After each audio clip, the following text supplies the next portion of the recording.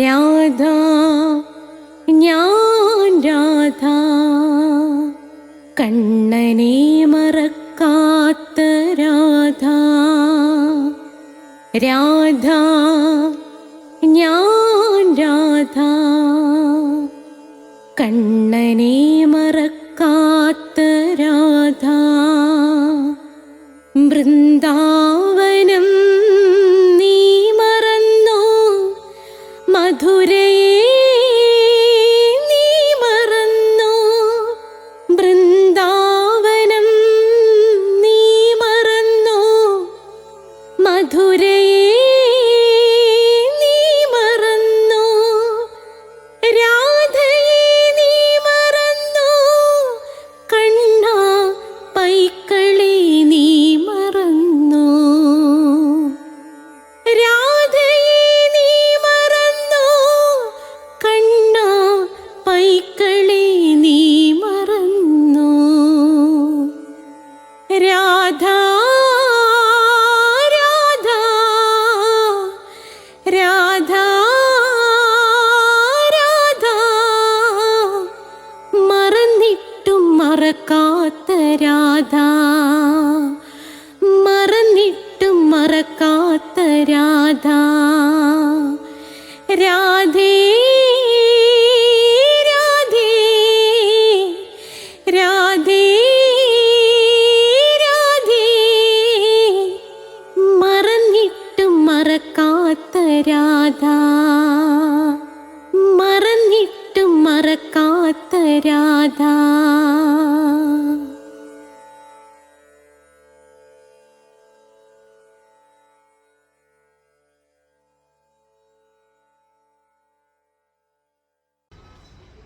രാധേ രാധേ ഓ രാധേ രാധേ രാധേ രാധേ ഓ രാധേ രാധേ രാധേ രാധേ ഓ രാധേ രാധേ രാധേ രാധേ ഓ രാധേ രാധേ. രാധയുടെ പ്രണയം കാണാനിരിക്കുന്ന മാന്യ പ്രേക്ഷകരെ, എൻ്റെ രാധാജിയുടെ പ്രണയം 70ാമത്തെ എപ്പിസോഡ് കാണാൻ വേണ്ടി കാത്തിരിക്കുന്നവരെ, പുണ്യാത്മാക്കളെ, കോടാനുകോടി ജന്മങ്ങളുടെ പുണ്യമുള്ളവരെ, രാധേ രാധേ എന്ന ചാനലിലേക്ക് സ്വാഗതം. പ്രിയമുള്ളവരെ, രാധയുടെ പ്രണയം 70ാമത്തെ എപ്പിസോഡിലേക്ക് കടക്കുകയാണ്. ചരിത്രത്തിൽ ആദ്യത്തെ സംഭവമായിട്ടത് മാറുകയാണ്. ഇതുവരെ സഹകരിച്ച എല്ലാ പ്രേക്ഷകർക്കും നന്ദി. പുതിയ സബ്സ്ക്രൈബേഴ്സിന് രാധയുടെ പ്രണയം 1 തൊട്ട് കാണണമെങ്കിൽ പ്ലേലിസ്റ്റ് എടുക്കുക. പ്ലേലിസ്റ്റ് എടുത്തു കഴിഞ്ഞാൽ രാധയുടെ പ്രണയമുണ്ട്. അതോടൊപ്പം അഷ്ടപതിയുടെ ക്ലാസ് ഉണ്ട്. രാധയുടെ പ്രണയം, അഷ്ടപതിയുടെ ക്ലാസ്. അതേ കണക്ക് ഹിന്ദുക്കൾ അറിയേണ്ടവ, ഹിന്ദുക്കൾ അറിഞ്ഞിരിക്കേണ്ട പ്രധാനപ്പെട്ട കാര്യങ്ങൾ എന്തൊക്കെയാണ് എന്നുണ്ട്. ശിവലിംഗത്തെക്കുറിച്ചും ഗണപതിയെക്കുറിച്ചും ഒക്കെ ഉണ്ട്. പിന്നെ ഇതിനകത്ത് ജ്യോതിഷ പങ്ക്തിയുണ്ട്. നമ്മൾ ഓരോ മാസത്തിൽ ജനിച്ചവരുടെ ഫലങ്ങൾ, ഓരോ നക്ഷത്ര ഫലങ്ങൾ എല്ലാം കൊടുത്തിട്ടുണ്ട്. പിന്നെ ഇതിനകത്ത് അഷ്ടാവക്ര ഗീതയുണ്ട്. നിശ്ചയമായും കണ്ടിരിക്കണം. ഒരു ഹിന്ദു ഉറപ്പായിട്ടും കണ്ടിരിക്കണം. മീരാബായിയുടെ കഥയുണ്ട്. ഇതെല്ലാം ഞാൻ പ്ലേലിസ്റ്റിനകത്ത് കൊടുത്തിട്ടുണ്ട്. അതുകൂടാതെ ആയിട്ട് നിങ്ങൾക്ക് ഇതിനകത്ത് സ്പോക്കൺ ഇംഗ്ലീഷ് ഉണ്ട്. അപ്പോൾ ഇംഗ്ലീഷ് സംസാരിക്കാൻ ആഗ്രഹിക്കുന്നവർക്ക് സ്പോക്കൺ ഇംഗ്ലീഷിൻ്റെ ക്ലാസ് കേൾക്കാം.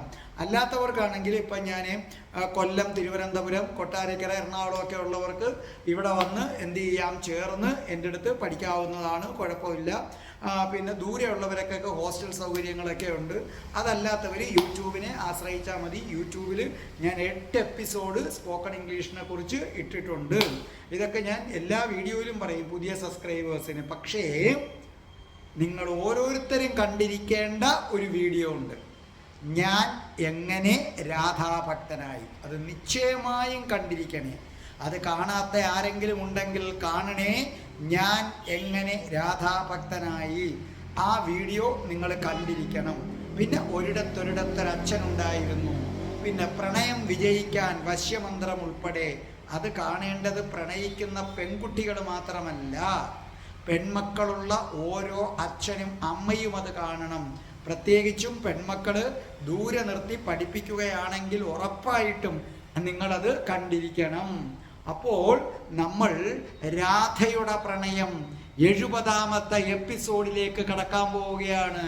100 എപ്പിസോഡ് തികയ്ക്കാൻ രാധാറാണി അമ്മ നമ്മളെ അനുഗ്രഹിക്കട്ടെ. അപ്പോൾ നമുക്ക് തുടങ്ങാം. രാധയുടെ പ്രണയം. ഓം രാധായേ സ്വാഹ. രാധേ രാധേ ഹോ രാധേ രാധേ രാധേ രാധേ ഹോ രാധേ രാധേ രാധേ രാധേ ഓ രാധേ രാധേ രാധേ രാധേ ഓ രാധേ രാധേ രാധേ രാധേ ഓ രാധേ രാധേ രാധേ രാധേ ഓ രാധേ രാധേ രാധേ രാധേ ഓ രാധേ രാധേ രാധേ രാധേ ഓ രാധേ രാധേ. ബർസാനെ വാലി രാധാറാണിക്ക് പറഞ്ഞോളൂ ജയ്. അടുത്ത മന്ത്രം ഞാൻ പറയാൻ നിങ്ങൾക്കറിയാം. എൻ്റെ മാതാവ് രാധാറാണിക്ക് ജയ്. അടുത്തത് പറ നിങ്ങൾ. എനിക്ക് സർവ്വ ഐശ്വര്യങ്ങളും വാരി കോരിത്തരുന്ന. അതെ, ഞാൻ എനിക്കെന്ന് പറയുമ്പോൾ നിങ്ങളും അങ്ങനെ പറ, അപ്പം നിങ്ങൾക്കും അത് കിട്ടും. എനിക്ക് സർവ്വ ഐശ്വര്യങ്ങളും, ഇങ്ങനെ എൻ്റെ കൂടെ പറഞ്ഞോ നിങ്ങൾ. അപ്പോൾ ഉറപ്പല്ലേ രാധാറാണിയമ്മ പ്രസാദിക്കും. എനിക്ക് സർവ്വ ഐശ്വര്യങ്ങളും വാരി കോരിത്തരുന്ന എൻ്റെ പൊന്ന് രാധാറാണിയമ്മക്ക് ജയ്. നിങ്ങൾ അങ്ങനെ എന്നും പ്രാർത്ഥിക്കണം. അങ്ങനെ പ്രാർത്ഥിക്കുമ്പോൾ രാധാറാണി അമ്മയ്ക്ക് നിങ്ങൾക്ക് ഐശ്വര്യങ്ങൾ തരാതിരിക്കാൻ പറ്റുമോ? പറ്റത്തില്ല. മനസ്സിലായാ? ഇനിയും പറഞ്ഞോ എൻ്റെ കൂടെ. എന്നെ സർവ്വ പാപങ്ങളിൽ നിന്നും മോചിപ്പിക്കുന്ന എൻ്റെ പൊന്ന് രാധാറാണി അമ്മക്ക് പറഞ്ഞോ ജയ്. അങ്ങനെ ഉദ്ധവന്റെ കൊട്ടാരത്തിലേക്ക് നമ്മൾ എത്തുകയാണ്. അപ്പോൾ ഒരു കാര്യം കൂടെ ഞാൻ പറയട്ടെ. ഞാൻ പറയാൻ വന്നത് ഇതാണ്. നിരവധി പേരെന്നെ വിളിക്കുന്നുണ്ട്. നിങ്ങളൊരു കാര്യം ചെയ്താൽ മതി. എന്നെ വിളിക്കണമെങ്കിൽ ഉച്ചയ്ക്ക് ഒരു 2:30 മണിക്ക് ശേഷം വിളിക്കുക. രാവിലെ ഞാൻ ബിസിയാണ്. ഞാൻ രാവിലെ ഒരു 7:30 മണി മുതൽ ഒരു ശരിക്കും പറഞ്ഞാൽ ഒരു 2 മണി വരെ ഞാൻ ഭയങ്കര ബിസിയാണ്. അപ്പോൾ നിങ്ങൾ എന്നെ വിളിക്കാൻ ആഗ്രഹിക്കുന്നവർ 2:30 മണിക്ക് ശേഷം വിളിക്കുക. പകൽ വിളിക്കുമ്പോൾ എനിക്ക് പലപ്പോഴും എടുക്കാൻ പറ്റില്ല. അപ്പോൾ നിങ്ങൾ വിചാരിക്കും ഞാൻ മനഃപൂർവ്വം എടുക്കാത്തതാണെന്നല്ല. ഉച്ചയ്ക്ക് 2:30 മണിക്ക് ശേഷം നിങ്ങൾ എന്നെ വിളിച്ചാൽ മതി. ഓക്കെ. അപ്പോൾ ഉദ്ധവനെ നരകത്തിൽ നിന്ന് രക്ഷിച്ചുകൊണ്ട് ശ്വേതകേതു വന്നു. ഉദ്ധവനാകട്ടെ ശ്രീഗാലവന്റെ ഒരു പടയാളിയുടെ വേഷമാണ് ധരിച്ചിരിക്കുന്നത്. അപ്പൊ എല്ലാവരുടെയും വിചാരമെന്ന് പറയുന്നത് ഉദ്ധവൻ ഒരു ഭടനാണെന്നാണ്. ശ്രീഗാലദേവന്റെ പൂജകൾ തുടങ്ങാൻ പോവുകയാണ്. ഗാലദേവൻ താനാണ് സാക്ഷാൽ വാസുദേവൻ എന്നും പറഞ്ഞിരിക്കുകയാണ്. അദ്ദേഹത്തെ ഓം നമോ വാസുദേവായ എന്ന് പറഞ്ഞ് പൂജിക്കണം ആളുകൾ. ആ പൂജ തുടങ്ങാൻ പോവുകയാണ്. പോയ സമയത്ത് ശൈബ്യ കണ്ടു ഉദ്ധവനെ. ശൈബ്യയ്ക്ക് മനസ്സിലായി ഇത് നമ്മുടെ സ്ഥലത്തെ പടയാളിയല്ല, ഇത് മറ്റാരോ ആണ്. ഇത് രാജാവിൻ്റെ അടുക്കലേക്ക് പറയാൻ പോവുകയാണ്. അങ്ങനെ പറഞ്ഞാൽ ആ നിമിഷം ഉദ്ധവന്റെ തലതെറിക്കും. ശ്വേതകേതു അമ്പരന്ന് പോയി. ശൈബ്യ പറഞ്ഞു കഴിഞ്ഞാൽ പിന്നെ ശ്വേതകേതുവിന് ഒരിക്കലും ഉദ്ധവനെ രക്ഷിക്കാൻ പറ്റില്ല. പിന്നെ ഉദ്ധവനെ ആര് രക്ഷിക്കും? അമ്പരന്ന് നിൽക്കുകയാണ്. അതെ, അതൊരു വലിയ ചോദ്യമാണ്. ഉദ്ധവനെ ആര് രക്ഷിക്കും? ഈ സമയത്ത് ശൈബ്യ പറയാൻ പോയി, പ്രഭോ. ശ്രീഗാലവൻ തിരിഞ്ഞ് ശൈബ്യയെ നോക്കി ചോദിച്ചു, എന്താണ് പ്രഭോ? എനിക്ക് വളരെ പ്രധാനപ്പെട്ട ഒരു കാര്യം ഉണർത്തിക്കാനുണ്ട്. അപ്പോഴേക്കും ശ്വേതകേതുവിന്റെ നെഞ്ചിടിപ്പ് കൂടി. ഉദ്ധവനാകട്ടെ ആകെ വിവർണനായി കഴിഞ്ഞിരിക്കുന്നു. ശ്വേതകേതുവിന് മനസ്സിലായി നിമിഷങ്ങൾക്കുള്ളിൽ ഉദ്ധവന്റെ തലതെറിക്കും. അപ്പൊ ശ്രീഗാലവൻ പറഞ്ഞു, പറയൂ, എന്താണ് വേണ്ടതെന്ന് പറയൂ ശൈബ്യേ. നമ്മുടെ പൂജ തുടങ്ങാൻ പോവുകയാണ്. പൂജാ സമയത്ത് നീ എന്താണ് പറയാൻ പോകുന്നത്? ശൈബ്യ പറഞ്ഞു, മഹാപ്രഭോ, അതായത് ഇവിടെ ഞാൻ കണ്ട അത്രയും പറഞ്ഞപ്പോഴേക്കും സേനാനായകൻ ഗാലവന്റെ സേനാനായകൻ കുതിരപ്പുറത്ത് പാഞ്ഞെത്തി. ചാടി കുതിരപ്പുറത്ത് നിന്നിറങ്ങി. എല്ലാവരും അമ്പരന്നു. കാരണം ശ്രീഗാലവന്റെ പൂജാ സമയത്താരും ശല്യപ്പെടുത്താറില്ല. അങ്ങനെ ശല്യപ്പെടുത്താനായിട്ട് ആള് വരണമെങ്കിൽ അതിന് തക്കതായ കാരണം ഉണ്ടായിരിക്കും. അപ്പോൾ ശ്രീഗാലവൻ കൈയുയർത്തി. അപ്പോഴെല്ലാവരും ഇങ്ങനെ ശ്രീ വാസുദേവേശ എന്ന് പറഞ്ഞ് വിളിക്കുകയാണ്. കൈയുയർത്തി എല്ലാവരെയും ശാന്തനാക്കി. എന്നിട്ട് സേനാനായകനോട് ചോദിച്ചു, എന്താണ് എന്താണ് നിനക്ക് എന്നോട് ഉണർത്തിക്കാനുള്ളത്? സേനാനായകൻ ശ്രീ ഗാലവന്റെ തൃപ്പാദങ്ങളിൽ വീണു വണങ്ങി. എന്നിട്ട് പറഞ്ഞു, വാസുദേവേശൻ ജയിക്കട്ടെ, വാസുദേവേശൻ ജയിക്കട്ടെ എന്ന് 3 തവണ പറഞ്ഞു. അതാണ് അവിടുത്തെ ചിട്ട. അത് പറഞ്ഞതിന് ശേഷം പറഞ്ഞു, അടിയന്തരമായിട്ടൊരു കാര്യം ഉണർത്തിക്കാനുണ്ട്. ശ്രീ ഗാലവൻ പറഞ്ഞു, പറഞ്ഞോളൂ. നമ്മുടെ കൊട്ടാരപാലക്കൽ ഒരാൾ വന്ന് നിൽക്കുന്നു, കോട്ടയുടെ അടുത്ത് അങ്ങയെ മുഖം കാണിക്കാൻ. അപ്പോൾ ചോദിച്ചു, ആരാണ്? അത് മറ്റാരുമല്ല, വസുദേവന്റെ പുത്രൻ ശ്രീകൃഷ്ണൻ. വസുദേവന്റെ, മധുരയിലെ വസുദേവന്റെ പുത്രൻ, ദേവകിയുടെയും പുത്രൻ സാക്ഷാൽ ശ്രീകൃഷ്ണനാണ് വന്ന് നിൽക്കുന്നത്. അങ്ങയെ മുഖം കാണിക്കണമെന്ന് പറഞ്ഞു. ശ്രീഗാലവന്റെ മുഖം വല്ലാതെ ചുവന്നു. ശ്രീഗാലവൻ പറഞ്ഞു, എനിക്കവനെ കാണണ്ട എന്ന് പറയൂ. അപ്പോൾ പറഞ്ഞു, അങ്ങയുമായി സന്ധി സ്ഥാപിക്കാനാണ് വന്നിരിക്കുന്നത്, അങ്ങയുമായിട്ടൊരു സൗഹൃദത്തിന് വേണ്ടിയാണ് കൃഷ്ണൻ വന്നിരിക്കുന്നതെന്ന് പറഞ്ഞു. ശ്രീഗാലവൻ പറഞ്ഞു, എനിക്കാരുടെയും ഒരു സൗഹൃദവും വേണ്ട, അവനോട് പറഞ്ഞേക്കൂ, ഇപ്പോൾ തന്നെ തിരിച്ചു പോയിക്കൊള്ളാൻ പറഞ്ഞേക്കൂ, അല്ലെങ്കിൽ അവന്റെ ശിരസ് ഇവിടെ കിടന്ന് ഉരുളുമെന്ന് പറഞ്ഞേക്കൂ. സേനാനായകൻ അപ്പോൾ തന്നെ ഗാലവനെ വണങ്ങി കുതിരപ്പുറത്തേക്ക് ചാടിക്കയറി പാഞ്ഞുപോയി. ശ്രീഗാലവന് വല്ലാത്ത അരിശൻ വന്നു. ശ്രീഗാലവൻ പറഞ്ഞു, പൂജ തുടങ്ങട്ടെ. അപ്പൊ ശൈബിക്കൊന്നും മിണ്ടാമയ്യ. പൂജകൾ ആരംഭിച്ചു. ശ്രീഗാലവൻ വിജയിക്കട്ടെ, ശ്രീഗാലവൻ വിജയിക്കട്ടെ എന്ന് പൂജ തുടങ്ങാൻ പോയപ്പോൾ വീണ്ടും സേനാനായകൻ വരുന്നു. ഗാലവൻ ചോദിച്ചു, എന്താണിത്? അയാൾ അങ്ങയെ കണ്ടിട്ടേ പോകൂ എന്ന് പറയുന്നു, അങ്ങയുമായി സൗഹൃദം സ്ഥാപിച്ചതിന് ശേഷം മാത്രമേ പോകൂ എന്ന് പറയുന്നു. അപ്പോൾ നമ്മുടെ ആ ഗാലവൻ ശ്വേതകേതുവിനെ വിളിച്ചിട്ട് പറഞ്ഞു, ശ്വേതകേതു. അപ്പോൾ പുതിയതായിട്ട് സബ്സ്ക്രൈബ് ചെയ്യുന്നവർ ആലോചിക്കുക, ശ്വേതകേതുവും കൃഷ്ണനും ഒന്നിച്ച് വിദ്യ അഭ്യസിച്ചവരാണെന്ന് മാത്രമല്ല, സന്ദീപ മുനിയുടെ ഏറ്റവും പ്രിയപ്പെട്ട ശിഷ്യനായിരുന്നു ശ്വേതകേതു. ഈ ശ്വേതകേതുവിനെ കൃഷ്ണന് പോലും അസ്ത്രവിദ്യകൾ അഭ്യസിപ്പിക്കാൻ വേണ്ടി, പഠിപ്പിക്കാൻ വേണ്ടി ഏൽപ്പിച്ചിട്ടുണ്ട്. അടുത്ത തൻ്റെ അവകാശിയായിട്ട് വരെ കണ്ടിരുന്നത് സന്ദീപമുനി ആരെയായിരുന്നു? ശ്വേതകേതുവിനെയായിരുന്നു. പിന്നെ ശ്വേതകേതു എങ്ങനെ എത്തി എന്നറിയാൻ കഴിഞ്ഞ വീഡിയോ നോക്കിയാൽ മതി. അപ്പൊ ശ്വേതകേതുവിനോട് പറഞ്ഞു, അവൻ ആര്യനാണ്, അവന്റെ ഭാഷ വശമുള്ളത് നീ മാത്രമേ ഉള്ളൂ. ശ്വേതകേതു ചെല്ലു, ചെന്ന് അവന്റെ ആവശ്യം എന്താണെന്നറിയൂ.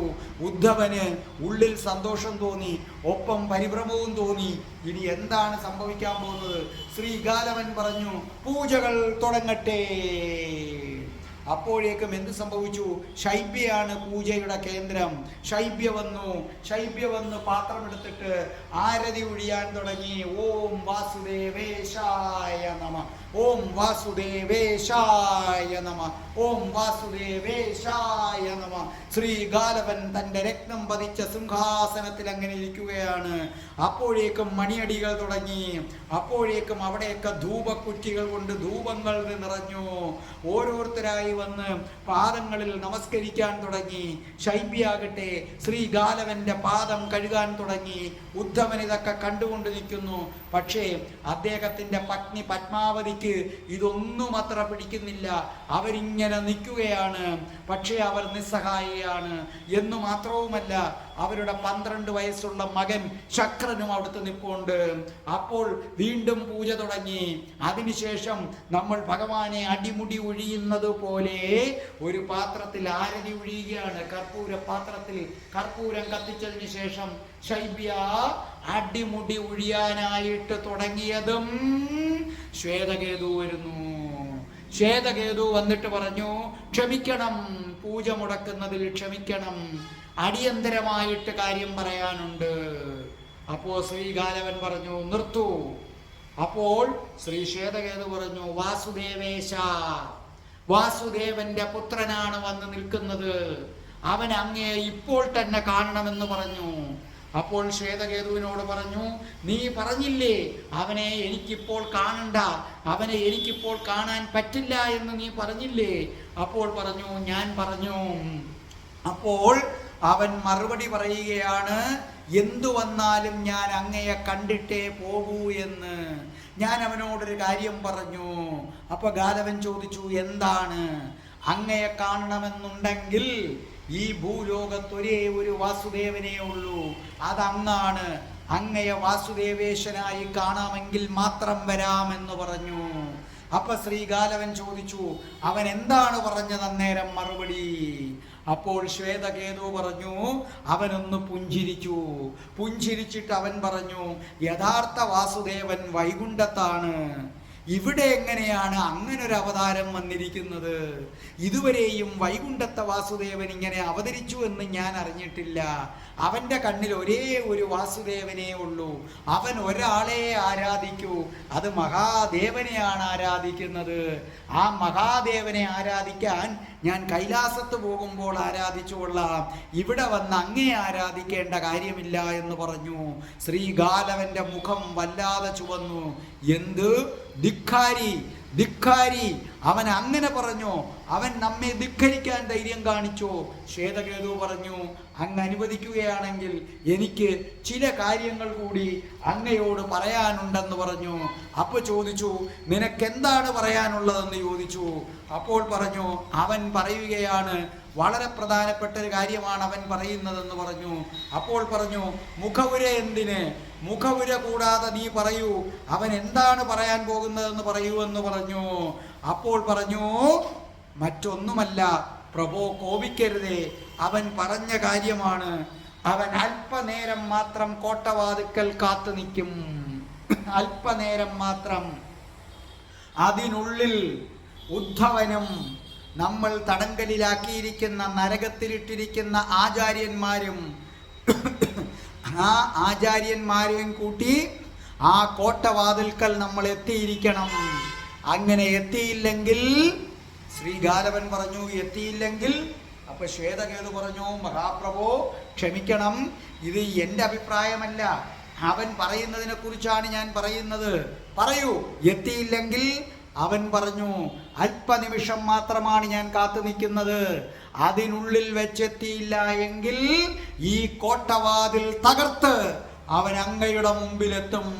അവിടെ കൂടി നിന്ന സകല ആൾക്കാരും ഇടിവെട്ടേറ്റതുപോലെ നിന്നുപോയി. എന്ത്? ഒരു പരദേശി വന്നിട്ട് ശ്രീകാലവനെ വെല്ലുവിളിക്കുന്നു, അവന്റെ കൊട്ടാരത്തിൽ വന്നിട്ട് വെല്ലുവിളിക്കുന്നു, അവന്റെ കോട്ട തകർത്ത് അകത്ത് കയറുമെന്ന്. എല്ലാവരും സ്തംഭിച്ചു നിൽക്കുകയാണ്. ശ്രീകാലവൻ പറഞ്ഞു, അവന്റെ കൂടെ ആരുണ്ട്?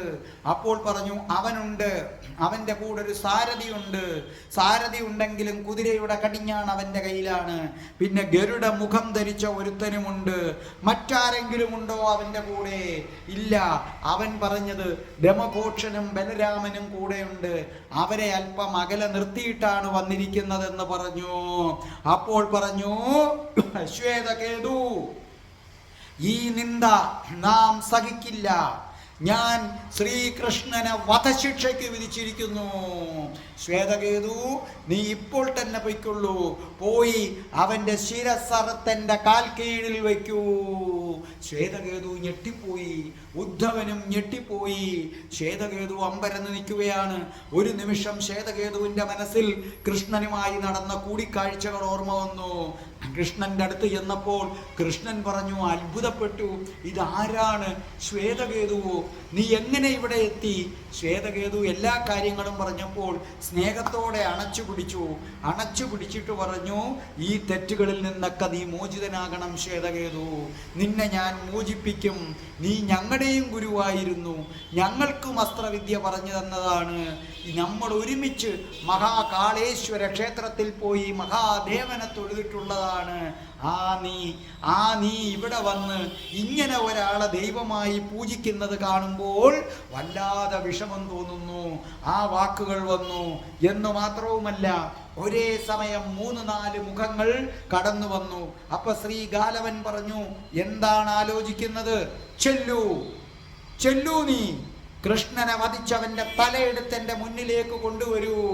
ഒരു നിമിഷം ശ്രീ ക്രൂദ്ധനായ ഗാലവന്റെ മുഖം വന്നു.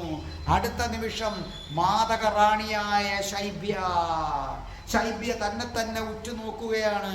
മാതകറാണിയായ ശൈബ്യയുടെ മുഖത്ത് നോക്കുമ്പോഴേക്കും ശ്വേതകേതു ആടിപ്പോകും. പിന്നീട് നിസ്സഹായായി നിൽക്കുന്ന പത്മാവതി. അപ്പൊ പത്മാവതി പറഞ്ഞു, നോക്കൂ, അങ്ങ് അവിവേകം കാണിക്കരുത്. ശ്രീഗാലവന്റെ പത്നിയായ പത്മാവതി പറഞ്ഞു, അങ്ങ് അവിവേകം കാണിക്കരുത്, അയാൾ നമ്മളോട് സൗഹൃദം സ്ഥാപിക്കാനാണ് വന്നത്. അപ്പോൾ ശ്രീഗാലവൻ പറഞ്ഞു, ആരാണ് നിന്നോട് ഇങ്ങോട്ട് വരാൻ പറഞ്ഞത്? ശൈബ്യയെ പിടിച്ചു മാറ്റൂ അവളെ. ശൈബ്യ കൈവച്ച് പത്മാവതിയെ പിടിച്ചു വലിച്ചു. 12 വയസ്സുള്ള ശക്രൻ പത്മാവതിയെ കെട്ടിപ്പിടിച്ചു. എൻ്റെ അമ്മയെ ഒന്നും ചെയ്യല്ലേ. ശൈബ്യ പറഞ്ഞു, മാറി നിൽക്കടാ എന്ന് പറഞ്ഞു, മാറി നിൽക്കാൻ പറഞ്ഞു. അപ്പോൾ ഈ സമയത്ത് ശ്രീഗാലവൻ പറഞ്ഞു, ഇനി എനിക്കൊന്നും കേൾക്കണ്ട, അവനെ വധിച്ചിരിക്കണം, അവനെ വധിച്ചേ പറ്റൂ എന്ന് പറഞ്ഞു. എന്നിട്ട് നോക്കി. അപ്പോൾ വീണ്ടും ശ്വേതകേതു എന്ത് ചെയ്യണമെന്നറിയാൻ വയ്യാതെ നിൽക്കുകയാണ്. ഉദ്ധവൻ ശ്വേതകേതുവിനെ തന്നെ നോക്കി നിൽക്കുകയാണ്. ഇവൻ കൃഷ്ണനെ വധിക്കുമോ? അപ്പോൾ ഗാലവൻ പറഞ്ഞു, ശ്വേതകേതു, നിന്റെ ഉറയിൽ നിന്ന് വാളെടുക്കൂ. ഒരു നിമിഷം ശ്വേതകേതു ശൈബ്യയുടെ മുഖത്തേക്ക് നോക്കി. അവൾ വശ്യമായി പുഞ്ചിരിച്ചുകൊണ്ട് നോക്കി. ശ്വേതകേതു അറിയാതെ തൻ്റെ ഉടവാളെടുത്തു. ഉദ്ധവൻ ഞെട്ടിപ്പോയി. എന്ത്? ശ്വേതകേതു കൃഷ്ണനെ കൊല്ലാൻ വാളെടുക്കുന്നോ? ശ്വേതകേതു ആ വാളെടുത്തു.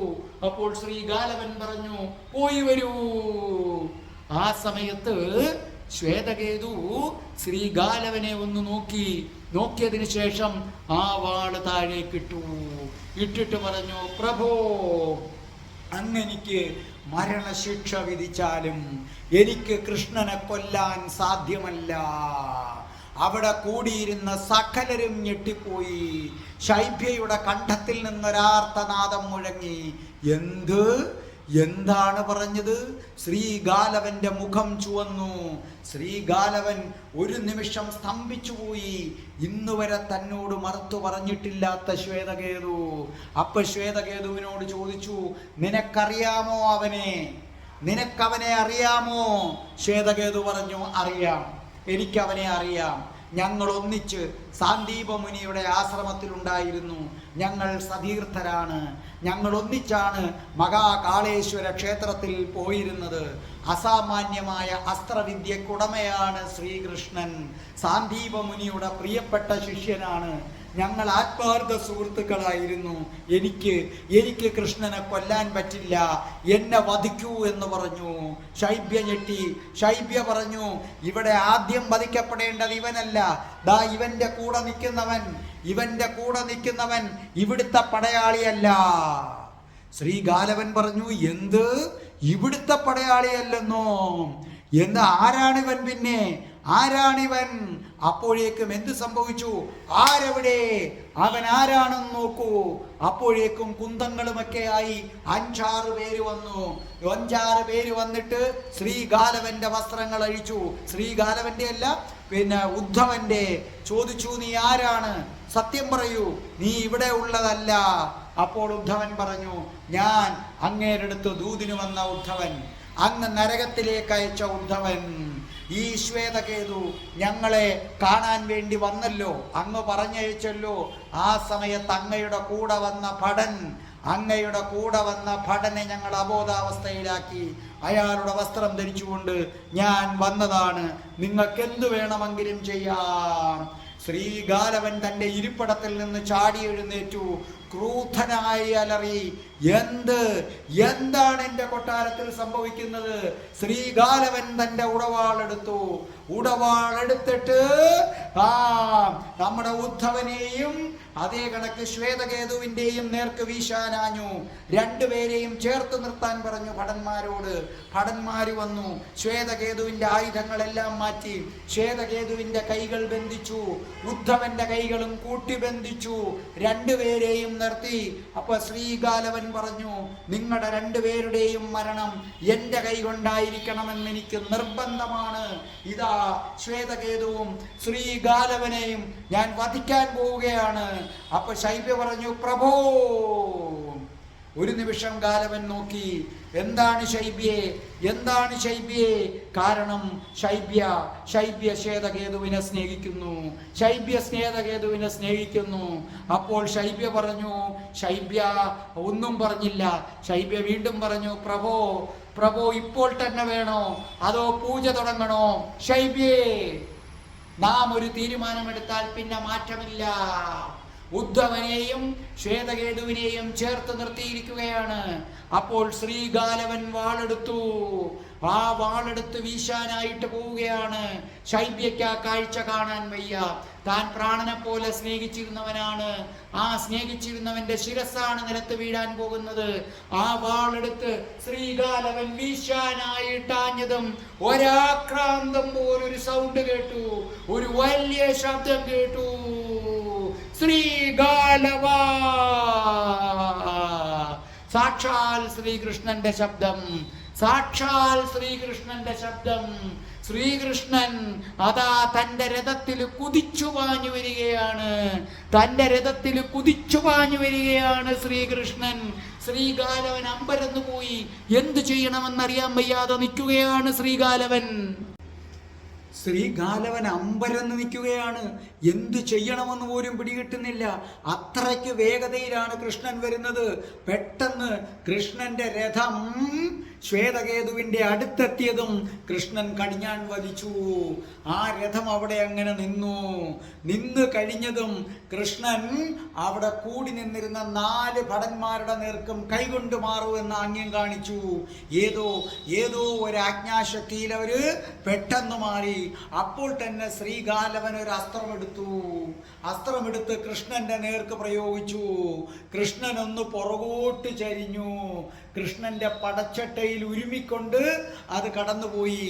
കൃഷ്ണൻ പറഞ്ഞു, ഗാലവാ, ശ്രീഗാലവാ, നിന്നോട് സൗഹൃദം സ്ഥാപിക്കാനായിരുന്നു ഞാൻ വന്നത്. അപ്പൊ ഗാലവൻ പറഞ്ഞു, എടയച്ചെറുക്ക, നിന്നോട് സൗഹൃദം പ്രാപിക്കാനോ രാജാവായ ഞാൻ, നീ എന്നെ വാസുദേവനായി അംഗീകരിച്ചാലും ഇനി നിനക്ക് ജീവൻ തിരിച്ചു കിട്ടില്ല. അപ്പൊ കൃഷ്ണൻ പറഞ്ഞു, ഭീരു, നീയാണോ വാസുദേവൻ? വാസുദേവൻ ഒന്നേ ഉള്ളൂ, അത് വൈകുണ്ഠം വാഴുന്ന വാസുദേവൻ. നീ യാതൊന്നുമല്ല ഗാലവ, നീ ഒരു സാധാരണ മനുഷ്യൻ. നിനക്ക് ഞാൻ ഒരവസരം കൂടി തരുന്നു, നീ ഇതിൽ നിന്ന് പിന്മാറുക.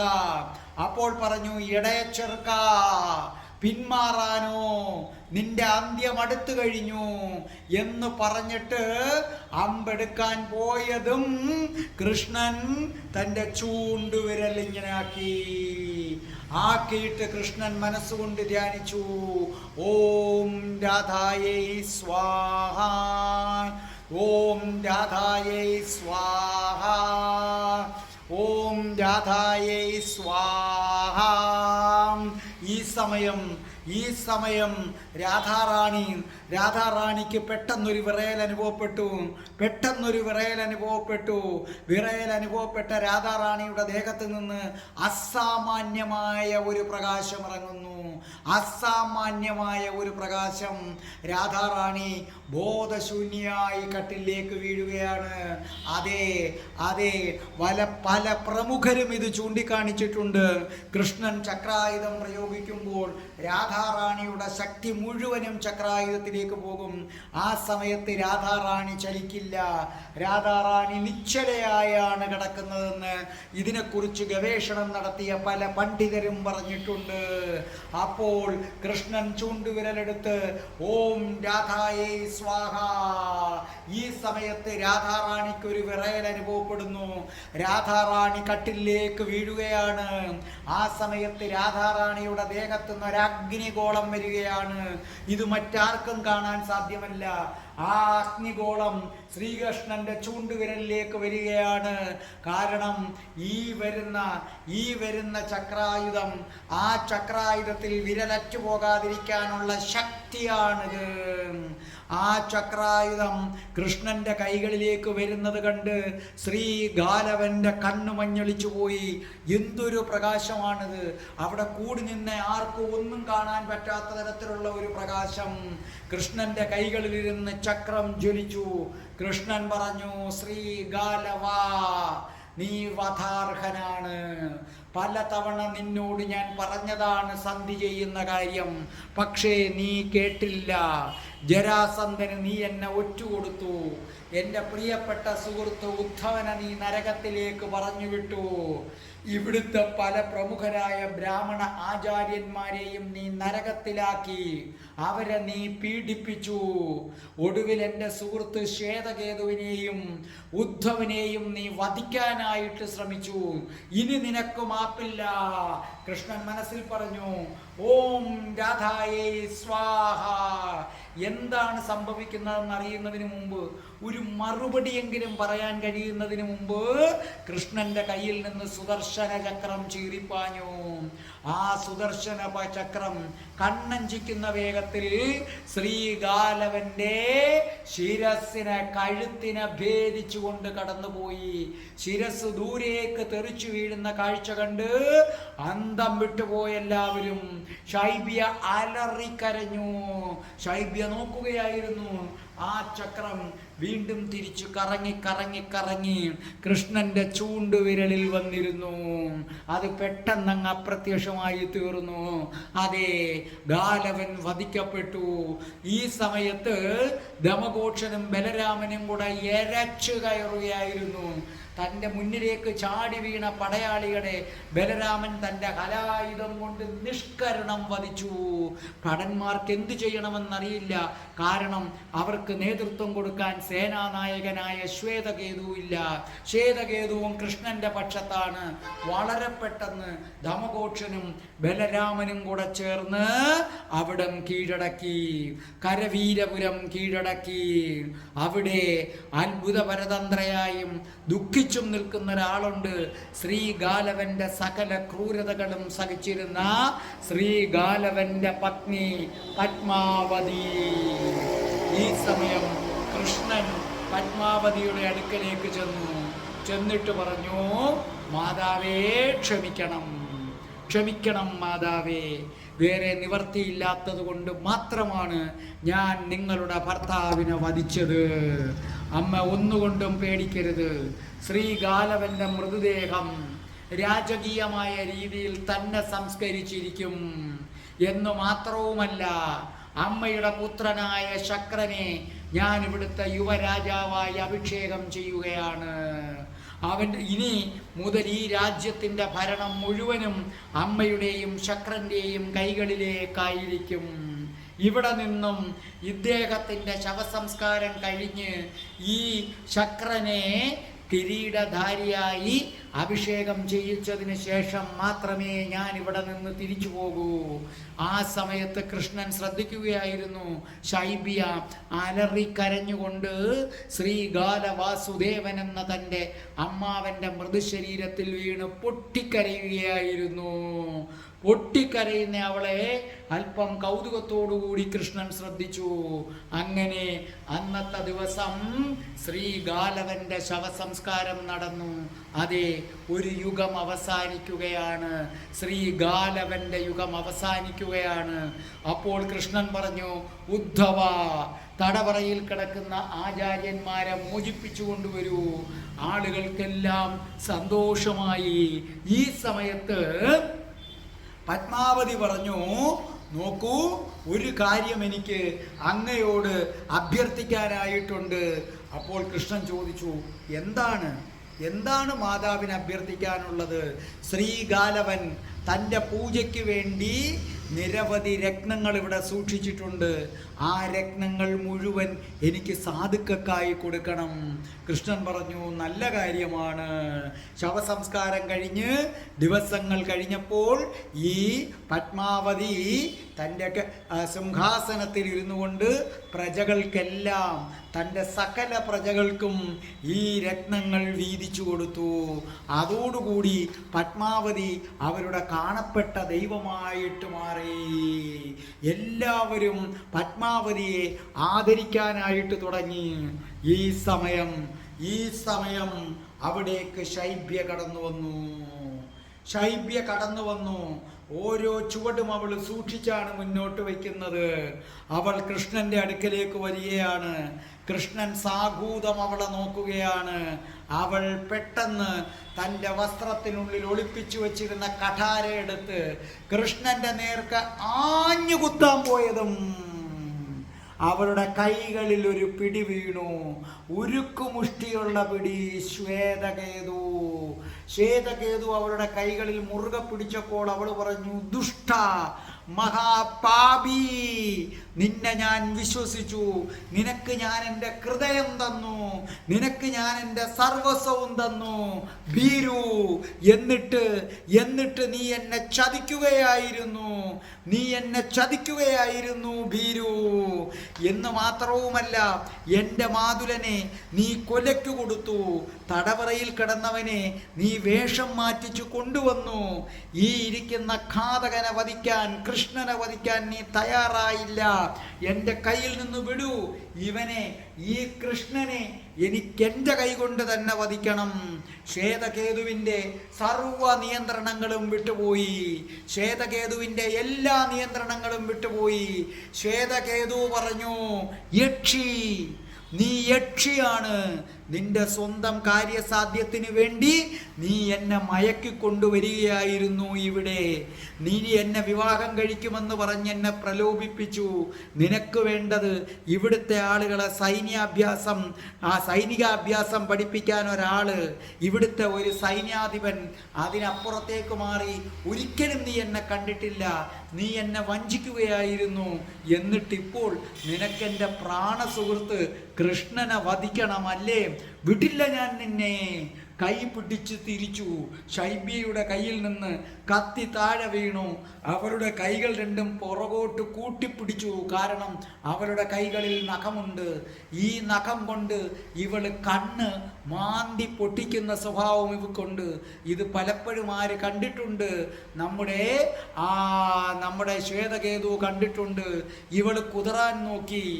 അപ്പോൾ കൃഷ്ണൻ പതുക്കെ ചിരിച്ചുകൊണ്ട് പറഞ്ഞു, ശ്വേതകേതു, ഒരു സ്ത്രീയോട് ഇത്രയും പരാക്രമം വേണ്ട ശ്വേതകേതു. നോക്കൂ, നീ എന്തിനാണ് അവളെ കുറ്റപ്പെടുത്തുന്നത്? നിന്റെ കയ്യിലെ കുറ്റമാണ് ശ്വേതകേതു. നീ അവളിൽ ഭ്രമിച്ചാണ് വന്നത്. അവൾ നിന്നെ വിവാഹം കഴിക്കുമെന്ന് തെറ്റിദ്ധരിച്ചു. അതിൻ്റെ പേരിൽ ശ്വേതകേതു, നീ നമ്മുടെ ഗുരുദേവനെ പോലും നീ ഉപേക്ഷിച്ചു കളഞ്ഞു. സാന്ദീപ മുനിയാണ് ഗുരുദേവൻ എന്ന് വിളിക്കുന്നത്. അത് മാത്രവുമല്ല, സ്ഥാനമാനങ്ങൾക്ക് വേണ്ടി നീ ഗാലവനെ പോലെ ഒരാളെ വാസുദേവേശ എന്ന് പറഞ്ഞ് ആരാധിക്കാൻ തുടങ്ങി. ശിവ ആരാധന നടത്തിയിരുന്ന നീ വാസുദേവൻ എന്ന് പറഞ്ഞ് ഗാലവനെ ആരാധിച്ചു. അത് സ്ഥാനമാനങ്ങൾക്ക് വേണ്ടിയാണ്. ശൈബ്യ പറഞ്ഞത് ശരിയല്ലേ? അവളുടെ ഹൃദയം നിനക്ക് തന്നില്ലേ? നീ കാത്തിരിക്കൂ, നീ അല്പവും കൂടെ കാത്തിരിക്കൂ എന്ന് പറഞ്ഞു. അപ്പോൾ ശൈബ്യ അത്ഭുതത്തോടുകൂടി കൃഷ്ണനെ നോക്കുകയാണ്. അവൻ്റെ വാക്കുകൾ തൻ്റെ ഹൃദയം തുറന്ന് കണ്ടുപിടിച്ചതുപോലെയാണ്. എങ്കിലും ശൈബ്യ പറഞ്ഞു, ഘാതക, നീ ദുഷ്ടനാണ് കൃഷ്ണ, നിന്നെ ഞാൻ വധിച്ചിരിക്കും.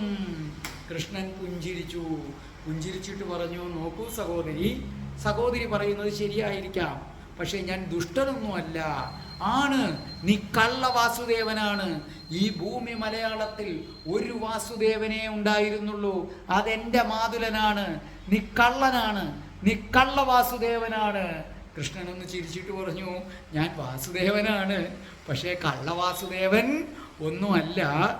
തൽക്കാലം നിങ്ങൾ ശാന്തമാകൂ ശൈബ്യ, ശാന്തയാകൂ. ഞാൻ പറയണത് കേൾക്കൂ. നിങ്ങൾക്ക് ശ്വേതകേതു നിങ്ങളെ വിവാഹം കഴിച്ചിരിക്കും. അതിനകത്ത് സംശയം ഒന്നും വേണ്ട. ഇപ്പോൾ സഹോദരി, നിങ്ങൾ എൻ്റെ കൂടെ ഈ കർമ്മങ്ങൾ കഴിയുമ്പോൾ 13 ദിവസത്തെ ദുഃഖാചരണമുണ്ട്. അത് കഴിയുമ്പോൾ നിങ്ങൾ എൻ്റെ കൂടെ മധുരയ്ക്ക് പോരൂ. ഇനി നിങ്ങളുടെ അമ്മാവനെ തിരിച്ചു തരാൻ എനിക്ക് കഴിയില്ല. കൃഷ്ണൻ വീണ്ടും തൻ്റെ ആരെയും മനം മയക്കുന്ന പുഞ്ചിരി എടുത്തു. പുഞ്ചിരി എടുത്തിട്ട് പറഞ്ഞു, പക്ഷേ നിങ്ങൾക്ക് സ്നേഹമയ്യായ ഒരമ്മയെ ഞാൻ തരാം. ദേവകി എന്നാണ് അമ്മയുടെ പേര്. പിന്നെ സ്നേഹമയനായ ഒരു പിതാവ് അവിടെ ഉണ്ട്, വാസുദേവൻ. പിന്നെ നോക്കൂ, നീ എൻ്റെ കുഞ്ഞനുജത്തിയാണ്. അപ്പോൾ പറഞ്ഞു, അല്ല, ഒരിക്കലുമല്ല, ഞാൻ മധുരയിലേക്ക് വരില്ല, മധുരയിലേക്ക് വരില്ല. കൃഷ്ണ, നിന്റെ കണ്ണുകൾ ഞാൻ മാന്തിയെടുക്കും. ഈ നഖം നീ കണ്ടോ? കൃഷ്ണൻ ചിരിച്ചിട്ട് പറഞ്ഞു, നോക്കൂ, പ്രായം കൊണ്ട് നിങ്ങൾ എൻ്റെ മൂത്തതാണ്, പ്രായം കൊണ്ട് നിങ്ങൾ എൻ്റെ മൂത്തതാണെങ്കിലും നിങ്ങൾ എൻ്റെ കുഞ്ഞനുജത്തിയെ പോലെയാണല്ലോ പെരുമാറുന്നത്. ആ നഖങ്ങളൊക്കെ സൂക്ഷിച്ചു വെച്ചേരാ കേട്ടോ. കുറെ കഴിയുമ്പോൾ ശ്വേതകേതു നിങ്ങളെ വിവാഹം കഴിക്കും. ശ്വേതകേതു ബിരുദനാണ് കേട്ടോ. അവന് വേണ്ടി നിങ്ങൾ ഈ നഖങ്ങളൊക്കെ കരുതി വയ്ക്കൂ. ശൈബ്യയെ മറക്കരുത്. ഈ ശ്വേതകേതു ആരായിരുന്നു എന്നറിയാമോ? അവൻ എന്നേക്കാൾ വേഗത്തിൽ അസ്ത്രം ലക്ഷ്യത്തിലെത്തിക്കുന്നവനായിരുന്നു. അവൻ നിങ്ങൾക്ക് വേണ്ടിയാണെല്ലാം ഉപേക്ഷിച്ചത്, നിനക്ക് വേണ്ടി മാത്രം ശൈബ്യയെ, അത് മറക്കരുത്. അതുകൊണ്ട് നീ എൻ്റെ കൂടെ മധുരയ്ക്ക് വരൂ. ശൈബ്യ പറഞ്ഞു, ഞാൻ വരില്ല, മധുരയ്ക്ക് ഞാൻ വരില്ല, ദുഷ്ട. അപ്പോൾ പറഞ്ഞു, വേണ്ട, മധുരയ്ക്ക് വരുന്നില്ലെങ്കിൽ നീ ശ്വേതകേതുവിൻ്റെ കൂടെ വിദർഭയിലേക്ക് പോകൂ, ഞാൻ എങ്ങോട്ടേക്കും പോകുന്നില്ല. അപ്പോൾ കൃഷ്ണൻ പറഞ്ഞു, എങ്ങോട്ടേക്കും പോകാതെ പിന്നെ എന്ത് ചെയ്യാനായിട്ട്? നീ എവിടെ നിൽക്കും? ഇവിടെ നിൽക്കാനോ? ഇന്ന് ഇവിടുത്തെ രാജാവ് പത്മാവതിയുടെ മകൻ ശക്രനാണ്. പത്മാവതിയെ നീ എന്തുമാത്രം ദ്രോഹിച്ചിട്ടുണ്ട്. ഇവിടെ നിനക്ക് എങ്ങനെ നിൽക്കാൻ പറ്റും? ആ വാക്കുകൾ ശൈബ്യയുടെ ഹൃദയത്തിലേക്ക് ആഴ്ന്നിറങ്ങി. കാരണം ശ്രീഗാല വാസുദേവൻ ഇരുന്നപ്പോൾ ശൈബ്യ പരമാധികാരിയായിരുന്നു. എത്രത്തോളം ദ്രോഹിക്കാം അത്രത്തോളം പത്മാവതിയെ ദ്രോഹിച്ചുമായിരുന്നു. അവിടെ ഇനി എങ്ങനെ നിൽക്കും? ശൈബ്യ നിസ്സഹായയായി ധൈര്യത്തോടുകൂടി കൃഷ്ണനെ നോക്കി. ശൈബ്യ പറഞ്ഞു, എഴുന്നേൽക്കൂ അനുജത്തി. ഞാൻ എഴുന്നേക്കില്ല. കൃഷ്ണൻ അടുത്ത് വന്ന് അവരുടെ കൈ പിടിച്ച് എഴുന്നേൽപ്പിച്ചു. എഴുന്നേൽപ്പിച്ചിട്ട് പറഞ്ഞു, ശാന്തയാകൂ, നിനക്കിവിടെ നിൽക്കാൻ പറ്റില്ല. ഇനി നീ ഇവിടം വിട്ടേ പറ്റൂ. നീ എൻ്റെ കൂടെ മധുരയ്ക്ക് വരുന്നു. നിന്നെ ഞാൻ മധുരയ്ക്ക് കൊണ്ടുപോവുകയാണ്. അവിടെ നിനക്കൊരമ്മയുണ്ട്, ഒരച്ഛനുണ്ട്, നിന്റെ സഹോദരനായിട്ട് ഞാനുണ്ട് ശൈബ്യേ. നിന്നെ ഞാൻ മധുരയ്ക്ക് കൊണ്ടുപോകാൻ പോകുന്നു. ഉദ്ധവ, അവളെ അല്പം ബലം പ്രയോഗിച്ചായാലും അവളുടെ മുറിയിലേക്ക് കൊണ്ടുപോകൂ. ഉദ്ധവൻ അവളുടെ ദേഹത്ത് പിടിച്ചു. പക്ഷേ ആ ശൈബ്യയുടെ ദേഹത്ത് തൊട്ടപ്പോൾ ഉദ്ധവൻ്റെ ശരീരത്തിലൂടെ ഒരു വൈദ്യുതി കടന്നുപോയതുപോലെ തോന്നി. എന്തൊരു മാദക സൗന്ദര്യമാണിത്! അതെ, ഉദ്ധവൻ്റെ മനസ്സ് അറിയാതെ ഒന്നിളകിപ്പോയി. ഉദ്ധവൻ്റെ മനസ്സൊന്ന് ഇളകിപ്പോയി. ഉദ്ധവൻ അവളിലേക്ക് ഒരു നിമിഷം ഒന്ന് ആകർഷിക്കപ്പെട്ടു. ഉദ്ധവൻ അവളെയും കൊണ്ടുപോയി. കൃഷ്ണൻ അത് നോക്കി നിന്നു. കൃഷ്ണൻ ശ്വേതകേതുവിനോട് പറഞ്ഞു, ശ്വേതകേതു, നീ വിദർഭയിലേക്ക് പൊക്കൊള്ളൂ, വിദർഭയിലേക്ക് നീ പൊക്കൊള്ളൂ. നിനക്കവിടെ കുറെ കാര്യങ്ങൾ ചെയ്യാനുണ്ട്. അങ്ങനെ 13 ദിവസം കഴിഞ്ഞു. 13 ദിവസത്തെ ദുഃഖാചരണം കഴിഞ്ഞു. 13 ദിവസത്തെ ദുഃഖാചരണം കഴിഞ്ഞപ്പോൾ കൃഷ്ണൻ പത്മാവതിയുടെ മകൻ ശ്രീഗാല വാസുദേവന്റെ മകൻ, ആ മകനായിട്ടുള്ള ശക്രദേവന്റെ കിരീടധാരണം നടത്തി.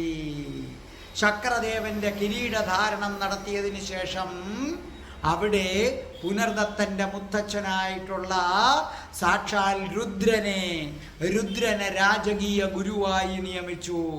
ആ രുദ്രാചാര്യൻ എന്നു മുതൽ കരവീരപുരത്തെ രാജകീയ ഗുരുവായിരിക്കും എന്ന് മാത്രവുമല്ല, പുനർദത്തനോട് പറഞ്ഞു, ഈ കുമാരന് വിദ്യാഭ്യാസ ചുമതലകൾ നിനക്കാണ്.